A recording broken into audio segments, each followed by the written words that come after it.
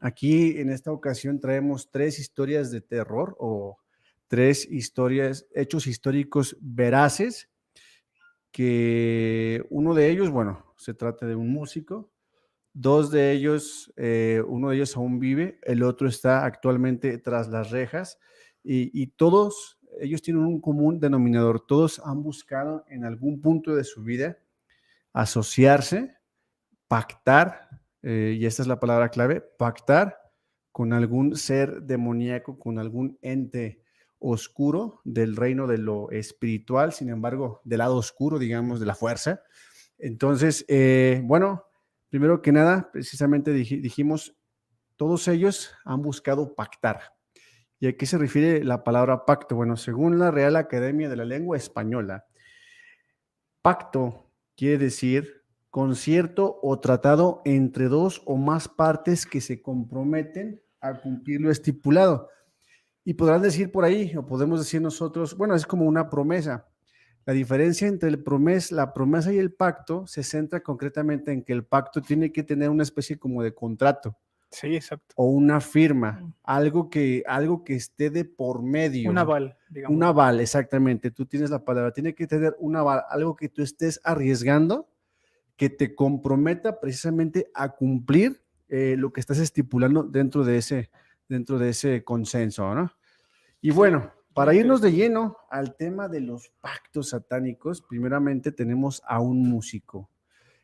A través de la historia hemos conocido a músicos muy virtuosos, ¿no? Conocemos a músicos muy virtuosos, músicos cuyas obras y cuyas carreras dentro del mundo de lo musical nos han dejado impactados o han trascendido a través de la historia. Tenemos el caso, por ejemplo, de Wolfgang Amadeus Mozart, ¿no? Sí, Un músico que a los 3 años ya componía, hacía sus primeras composiciones. Beethoven, ¿no? Que tenía el defecto físico de ser sordo y aún así componía, ¿no? En casos más contemporáneos, el caso del pianista ruso Sergei Rachmaninoff, sí, también conocido. que tenía una habilidad y una destreza muy particular, ¿no? Pues bueno, el día 27 de octubre de 1782 nació en Génova, Italia, hijo de Antonio Paganini y Teresa Bocchiardo, nada más, nada menos que Niccolo Paganini, el violinista del diablo. Muy, muy famoso y conocido. Simplemente el puro nombre, ¿no? Así es. Niccolo Paganini, bueno, resulta que por ahí, cuando tenía él alrededor de unos 5 años, empezó a tocar la mandolina. Empezó a tocar la mandolina con su padre y en ese momento se dieron cuenta, y ojo, esto es muy importante, que tenía las manos y los brazos, digamos, un poco más largos de lo que se pudiera llamar como usual. Bueno, según lo que yo investigué, no eran solo un poco más largos, sino que eran bastante más largos y para su complexión, que se dice que era pequeño, pues debió haber sido más, todavía más visible. Bueno, estas características físicas, Jesse, le dotaron, pues obviamente, de una mayor facilidad, de una mayor destreza, de tal forma que para 1801 ya había compuesto más de 20 obras, entre guitarras y otros instrumentos musicales, como precisamente la mandolina, que fue su primer instrumento. Aquí tenemos una imagen de las manos, ya a una edad avanzada precisamente, de Niccolo Paganini. Tuvo 5 violines y Muy caros, por cierto. esto cobrará relevancia para los que saben de este instrumento, que aunque a la escucha es muy bello, pues la verdad sé que es de los más difíciles de aprender. Estos 5 violines, tuvo dos de la marca Stradivarius, Conocidísimo que esta Stradivarius. marca pues yo únicamente la conozco porque Pues qué lástima, mi sí, ya se esposa fue. compra ropa en esa tienda. Stradivarius, dos Amati y un Guarnerius. Él Que- dice, el cual cabe resaltar era su favorito, el Sí, Guarnerius, y fue fabricado por Giuseppe Guarneri en Cremona, Italia. son, Murió en 1840. solo quería mencionar que muchos de esos instrumentos siguen siendo funcionales el día de hoy y valen muchísimo dinero. Bueno, cualquier músico o persona que se dedique a esta área sabe cuánto vale un violín de este tipo, pero que todavía hay y funcionan y siguen siendo motivo de estudio y de admiración porque siguen conservando unas propiedades que pues para gente que no tenemos oído absoluto, tal vez no podamos entenderlo del todo al 100%, pero para los expertos son instrumentos carísimos y Sí. finísimos. Sí, no, es como, por ejemplo, para un guitarrista que sea una guitarra o una clavinova de la marca Yamaha, ¿no? Ujú. O estos pianos de Inglaterra que suelen ser también muy caros, Ujú. digamos que son el equivalente, ¿no? En este tema de los violines. Bueno, aquí viene la parte que nos interesa. De acuerdo a lo dicho por un crítico de la Gaceta Piemontense, que es algo así como una revista de crítica musical en Italia, numerosas publicaciones de la historia de Italia, en numerosas publicaciones de la historia de la música en Italia se decía que Paganini tenía algo de diabólico. ¿Por qué? Porque para empezar, para la época, la habilidad que él tenía de tocar el violín rayaba en lo sobrenatural. Sí. ¿Sí? De acuerdo a los expertos en todo esto, pues los cambios, los ritmos, las composiciones requerían de una destreza que era poco usual, al menos para la época. Y también, además, resaltar que tenía una memoria prodigiosa, porque en sus conciertos se dice que tampoco usaba partituras. Así es. Entonces eso también le hacía fama, ¿no? De esa habilidad en su memoria para tocar sin partitura, además de otras capacidades técnicas, como bien dices, que rayan fuera de lo posible o más allá de lo posible en aquel momento. Así es. Bueno, pues resulta que era tal la belleza de las ejecuciones en violín que se dice que de pronto el violín parecía que dejaba de ser violín. ¿Por qué? Porque al momento de estarlo tocando, parecía en ocasiones como si fuera una flauta, parecía en ocasiones como si fuera un piano. De hecho, una de las composiciones de este pianista, Sergei Rachmaninoff, precisamente fue fácil de adaptarla al Capricho sobre violín número 5 de Niccolò Paganini, precisamente Por, por su por el agudeza, tono, sí. por sus tonos, fue muy fácil reproducirla en piano, ¿no? Entonces, era tal la lírica de estas ejecuciones que para la época era algo completamente sobrenatural, completamente. Y si a esto le además, aquí de fondo podemos escuchar algo de la música de Niccolò Paganini, que esperemos que la corten pronto porque ya saben, esto es la monetización. Pero además de esta habilidad sobrenatural, el aspecto, la imagen que él manejaba, que decían que era una imagen siniestra, ¿no? O sea, a raíz de que se decía que él tenía un pacto, ¿no? Así Él es. aprovechó, digamos, esta faceta o él era parte del contrato. Así El es. ser un dark de su El época, ser siniestro, el ser exactamente. darketo. Estamos hablando de ser de que fue el primer goth de aquel tiempo.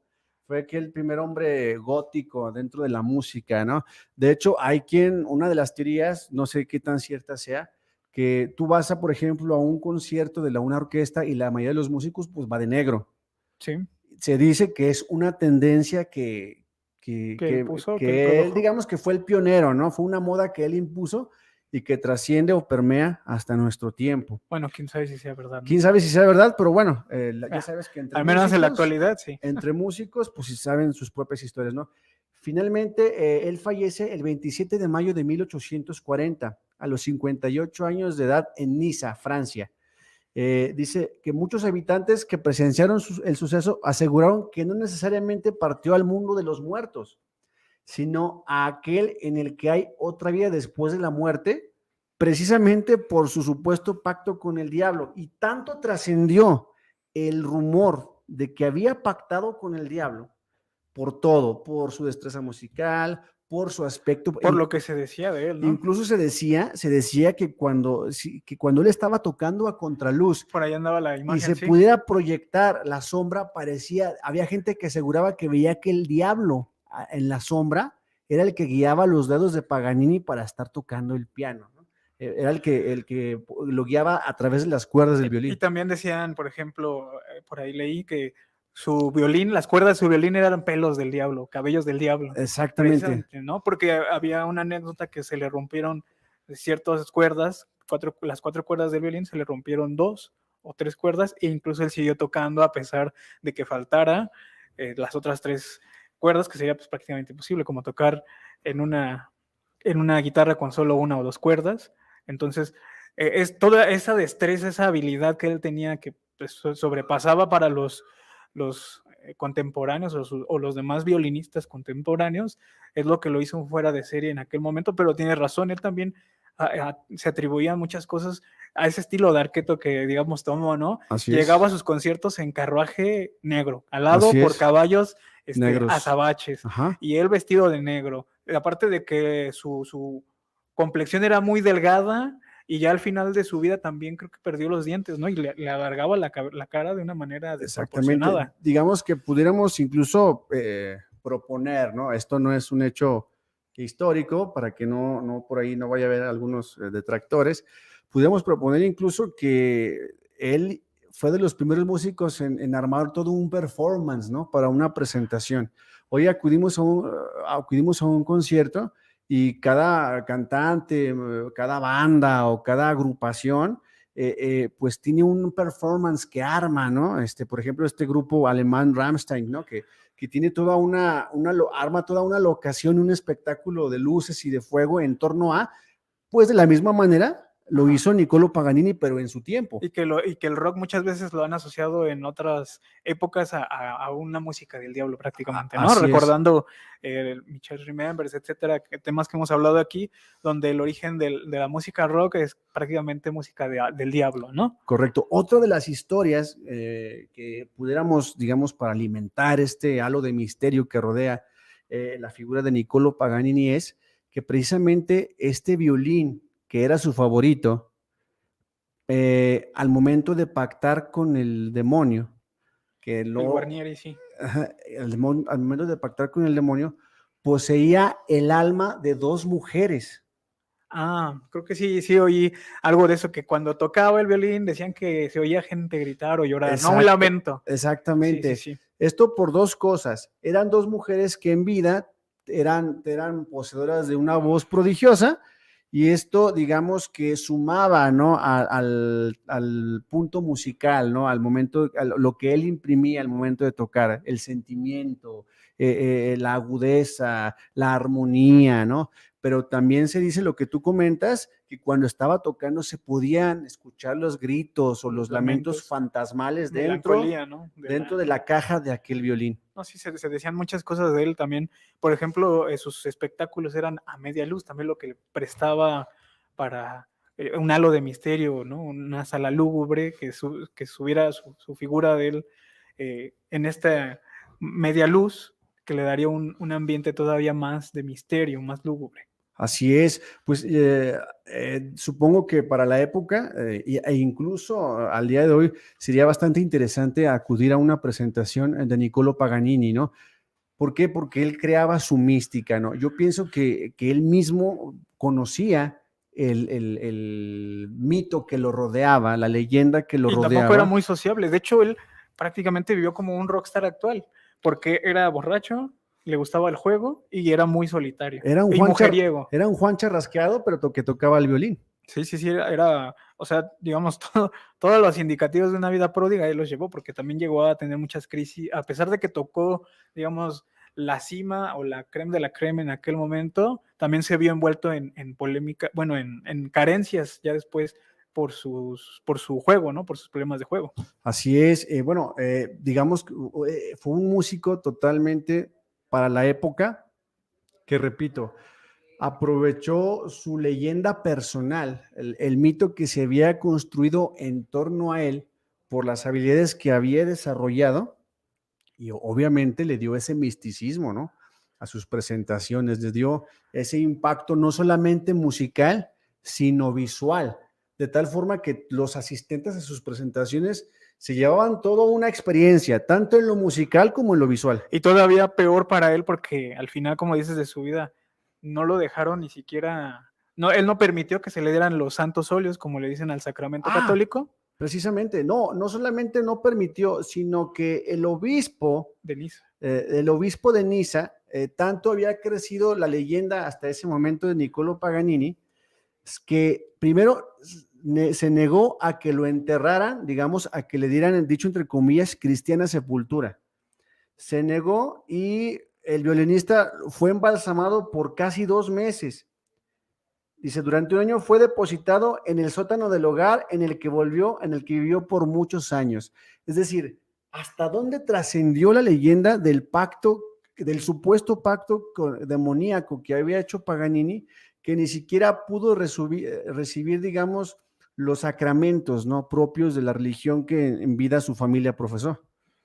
Y también, fíjate, hay una lectura muy importante que quisiera, si me das un minuto. Adelante. Existe el Fausto de Goethe, que es precisamente que en el momento en que Paganini toca o se vuelve realmente famoso, también la obra de Goethe, del Fausto de Goethe, se vuelve famosa. ¿Qué es el Fausto de Goethe? Es la obra precisamente que marca el romanticismo alemán como una obra culmen, donde Fausto, un alquimista, erudito, anciano, hace un pacto con el diablo a cambio de su juventud y momentos felices. Dicho sea de paso, Y esto alimentó las dos. Dicho sea de paso, esta misma leyenda del pacto de Fausto rodea también obras musicales como Bohemian Rhapsody de Queen. Sí, Fausto ha trascendido mucho en la cultura, no solo alemana, sino universal por su temática y porque refleja el hombre moderno, digamos, un hombre insatisfecho.